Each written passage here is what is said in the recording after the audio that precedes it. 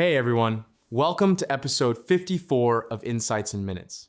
Today we're going to talk about identifying shadow IT activities that aren't covered by single sign-on sole solutions. Ever wonder what your company's employees are doing with tech tools you don't actually know about? Turns out there's a whole layer of shadow IT happening beyond the security of SSO, and it's way riskier than most people expect. It's wild, right? I'm constantly surprised by how many teams think SSO is the end-all solution, but there's so much lurking outside those official channels. Today, we'll break down what shadow IT really looks like in modern businesses. I'm excited for this one. I'll be your host, and joining me is our resident SaaS management pro. We're digging into why shadow IT is exploding, how it slips past SSO, and real strategies to spot it before it hits your bottom line. So, here's our roadmap. First, we'll explain what shadow IT is now versus a few years ago. Then, we'll talk about how SSO leaves blind spots. After that, we'll share signs to watch for and practical detection tactics. And finally, we'll wrap up with steps you can take right now to protect your organization. Let's start by making sure we're on the same page. When people say shadow IT, they usually just picture someone sneaking in a rogue app, right? But it's way more than that.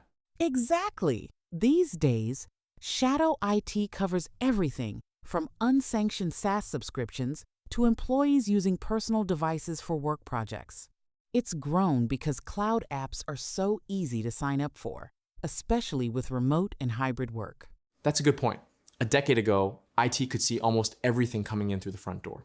Now, with credit cards and free trials, anybody can spin up a new tool and start moving company data without raising any immediate flags. And the pace is unreal. Some studies say up to 40% of SaaS spend happens outside official IT oversight.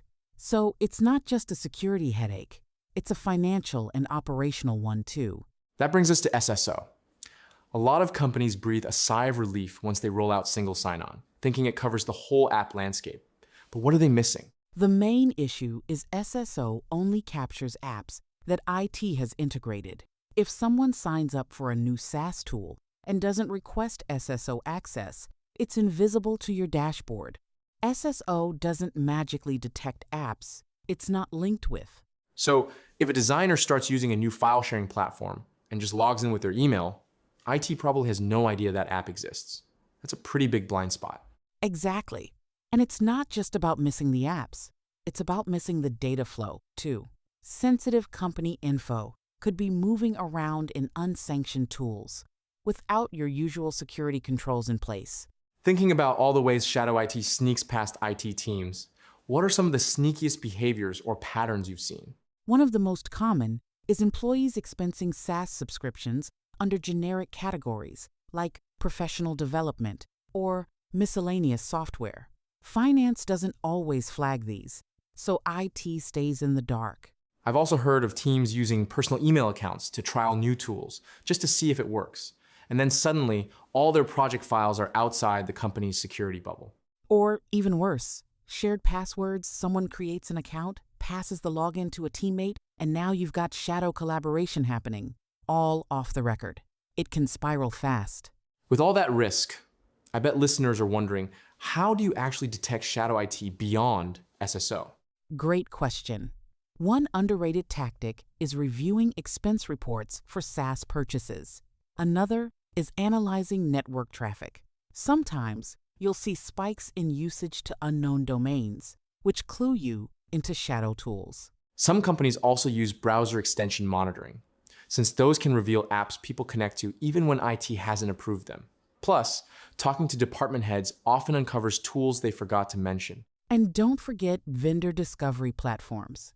These automate the process, scanning for unmanaged apps and helping IT teams build a full inventory.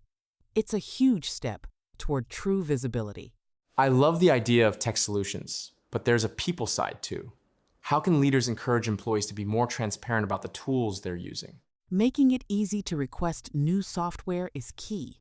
If employees know there's a simple process and they won't get in trouble for asking, they're less likely to go rogue. Regular communication about risks and benefits helps too. That's so true. When teams feel heard and supported, they're more likely to collaborate with IT instead of hiding their favorite apps. Maybe a quarterly review or a show and tell for new tools could help too. That's a fantastic idea. It turns the conversation from catching rule breakers to building better workflows together. That culture shift makes all the difference. Let's wrap up with some big takeaways. First, shadow IT is about more than just rogue apps. It's any tech used outside IT's view, and it's growing fast. Second, SSO isn't a silver bullet. If you're not monitoring outside those integrations, you're missing a huge chunk of your SaaS landscape. Third, spotting shadow IT takes both smart tech, like network monitoring, and an open, collaborative culture. It's not just a technical fix. So, if you're listening and want to start tackling shadow IT, pick one department this week and review their expense reports, or give them a chance to share what tools they're using. You might be surprised what you find. And if you want to know how you can automate this with CloudEagle, book a demo with us.